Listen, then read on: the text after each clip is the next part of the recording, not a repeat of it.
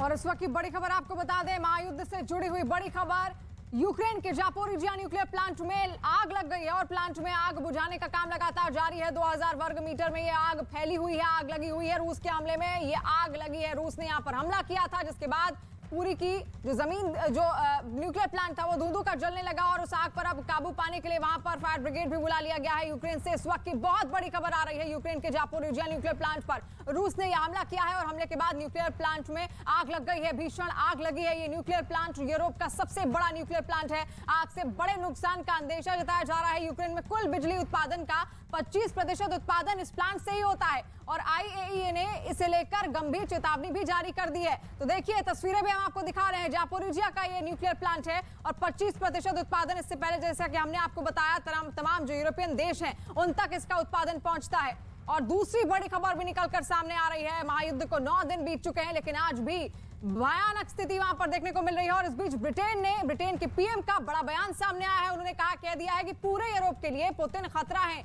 Ukraine के Zaporizhzhia nuclear plant पर रूस के हमले के बाद बोरिस जॉनसन का यह बयान निकलकर सामने आया है। जॉनसन ने यूक्रेन के राष्ट्रपति जेलेंस्की से भी बात की है और कहा है कि रूस तुरंत पावर प्लांट पर हमला बंद करे। निंदा की गई है रूस की, क्योंकि उसने पावर प्लांट पर हमला किया और पावर प्लांट का क्षेत्र ऐसा होता है कि उसके आसपास अगर किसी भी तरीके की गतिविधि होती है तो उससे भीषण तबाही मच सकती है। ऐसे में तमाम ऐसे ही क्षेत्रों को, ऐसे ही इलाकों को चिन्हित कर रूस वहां पर हमला करने की फिराक में है। और ऐसे में बोरिस जॉनसन जो कि ब्रिटेन के PM भी हैं, उन्होंने इसका कट्टर विरोध किया है। साथ साथ ये भी कहा है रूस से कि इस तरीके के जो हमले हैं न्यूक्लियर पावर प्लांट्स पर वो बंद कर दे, क्योंकि न्यूक्लियर प्लांट जापोरिया इलाके का जो हमने आपको दिखाया था, आपको बता दें 25% जो उत्पादन बिजली का होता है यहीं से होता है और यूरोप का सबसे बड़ा पावर प्लांट ये है। और साथ साथ न्यूक्लियर पावर प्लांट के हमले से जुड़ी एक और बड़ी खबर आपको बता दें, जेलेंस्की और बाइडेन की फोन पर आपसी बातचीत हुई है। न्यूक्लियर प्लांट के हमले पर यह बात की गई है, क्योंकि रूस की ओर से इस न्यूक्लियर प्लांट पर हमला हुआ, जिसके बाद स्थिति भयानक बढ़ती जा रही है। आग की लपटों में पूरा का पूरा जो पावर प्लांट है वो गिरा हुआ है।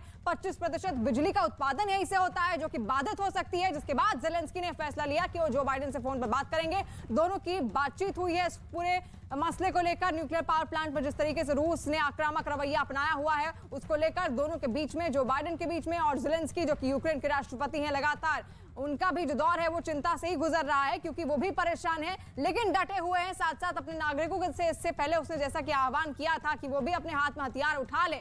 और इसी वजह से, इसी की खींच है रूस इसी वजह से चिढ़ा हुआ है कि अब तक 9 दिन बीत चुके हैं, लेकिन फिर भी यूक्रेन उसके आगे झुकने को तैयार आखिर क्यों नहीं हो रहा है। और युद्ध के मैदान से एक और ब्रेकिंग न्यूज आपको बता दें, बड़ी खबर सामने आ रही है कि रूस ने जापोरिजिया न्यूक्लियर पावर प्लांट पर हमला कर दिया है और कहा यह जा रहा है कि इस अटैक के बाद एक हिस्से में आग लग गई है। ये दुनिया का 9वां सबसे बड़ा पावर प्लांट है, यूक्रेन का सबसे बड़ा पावर प्लांट है। और कहा यह जा रहा है कि अगर इसी तरह से इस अटैक के बाद रेडिएशन बढ़ती रही तो पूरा यूरोप इसकी चपेट में आ जाएगा। यानी अब रूस ने यूक्रेन के न्यूक्लियर पावर प्लांट को निशाना बनाना शुरू कर दिया। इसी कड़ी में जापोरिजिया न्यूक्लियर पावर प्लांट है जहां पर अटैक किया गया। 6 रिएक्टर है इसमें। न्यूक्लियर प्लांट में यह दुनिया का 9वां सबसे बड़ा रिएक्टर है। रेडिएशन अगर इसी तरह से बढ़ती रही तो कहा यह जा रहा है कि पूरा का पूरा यूरोप इसकी चपेट में आ जाएगा और बहुत बड़ा धमाका होगा। चेर्नोबिल से भी 10 गुना बड़ा ब्लास्ट यहां पर हो सकता है। तो देख रहे हैं आप किस तरीके से अगर इससे रेडिएशन निकली और भीषण स्थिति वो पैदा कर सकती है। इसी वजह से निंदा हो रही है यहां पर रूस की। लेकिन जापोरिजिया न्यूक्लियर प्लांट के हमले पर यूक्रेन के राष्ट्रपति व्लादिमीर जेलेंस्की का बयान सामने आया है। जेलेंस्की ने कहा है कि मानव इतिहास में पहली बार ऐसा हुआ है जब दुनिया के किसी भी देश ने परमाणु ऊर्जा इकाइयों पर गोलीबारी की है। रूस को लेकर यहां पर रूस पर उनका यह इशारा था और उन्होंने साफ कह दिया कि पहली बार दुनिया के किसी भी देश ने परमाणु ऊर्जा, जैसे कि उसके जापोरिजिया न्यूक्लियर प्लांट पर उसने हमला किया है रूस ने, उसकी निंदा उनकी ओर से की गई है। ऐसी इकाइयों पर पहली बार गोलीबारी की गई है, यह कहना है जेलेंस्की का। जेलेंस्की भी खासतौर पर नाराज हैं, क्योंकि यूरोपियन नेशंस के लिए जापोरिजिया न्यूक्लियर पावर प्लांट बेहद अहम है। Прямо зараз російські танки розстрілюють атомні блоки. Це танки, обладнані тепловізорами. Тобто вони знають, куди стріляють. Вони до цього готувались. Звертаюся до всіх українців, до всіх європейців, до всіх людей, хто знає слово Чорнобиль, хто знає, скільки горя і жертв приніс вибух на атомній станції. Це була глобальна катастрофа. जहां बड़ी संख्या में लोग अपनी जरूरत का सामान लेकर पहुंचे और उन्होंने जान बचाने के लिए वहीं डेरा डाल दिया और हर गुजरते दिन के साथ जिस तरह वहां के हालात बद से बदतर होते जा रहे हैं, उसे देखते हुए मेट्रो स्टेशनों में पनाह लेने को मजबूर इन लोगों को फिलहाल घर लौटने की कोई उम्मीद नजर नहीं आ रही।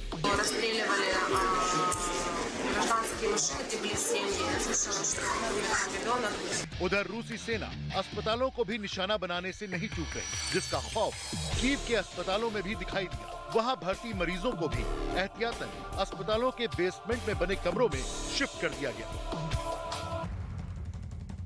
तो रूस और यूक्रेन के बीच जंग का 9वां दिन है। अब आपको मैप के जरिए समझाने की हम कोशिश करेंगे कि 9 दिनों में अब तक किन किन शहरों पर रूस ने कब्जा कर लिया, 9वें दिन कौन सी बड़ी घटना हुई है, ये यूक्रेन का मैप है, इसके जरिए समझिए।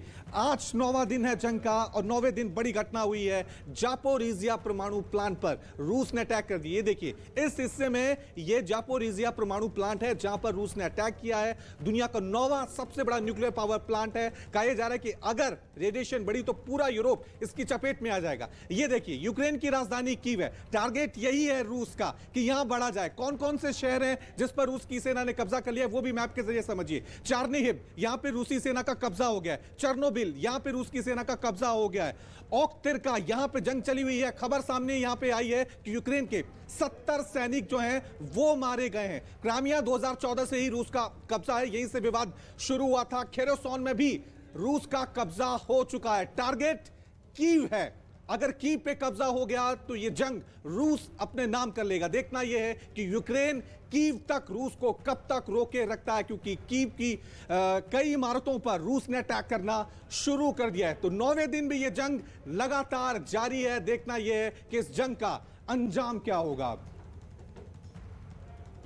आपने समझा किस तरीके से चारों ओर से अब बुरी तरीके से घिर चुका है यूक्रेन और डर सता रहा है उसे। डर है कि अगर परमाणु हथियारों से जंग हुई तो वो केवल यूक्रेन, बेलारूस और पोलैंड तक सीमित नहीं रहेगी, बल्कि सोवियत संघ टूटने के बाद बने सभी देशों में फैलेगी। यानी कि परमाणु युद्ध में करीब करीब पूरा यूरोप जल सकता है। और यही वजह रही है कि वहां आयोडीन की दवा खरीदने की होड़ लगी हुई है। आयोडीन गोलियां या सिरप के रूप में लिया जाता है और थायराइड और कैंसर जैसी बीमारियों के इलाज में असरदार माना जाता है। और कहा जाता है कि ये बीमारियां रेडिएशन की वजह से होती हैं। जापान ने 2011 में आई सुनामी में बर्बाद हुए फुकुशिमा न्यूक्लियर प्लांट से लाखों टन पानी समंदर में छोड़ने की योजना बनाई थी और उसी समय जापान के अधिकारियों ने न्यूक्लियर प्लांट के आसपास रहने वालों को आयोडीन लेने को कहा था, जिसके बाद लोग इसे परमाणु हमले से बचने का हथियार समझने लगे थे। लेकिन कई जानकारों का यह मानना है कि 2011 और 2022 के हालात में जमीन आसमान का अंतर है। उनका कहना है कि अगर अब परमाणु हमला हुआ तो कोई नहीं बचेगा।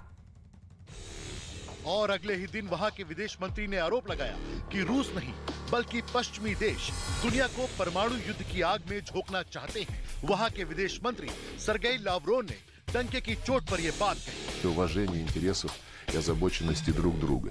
Я не зря процитировал. रूस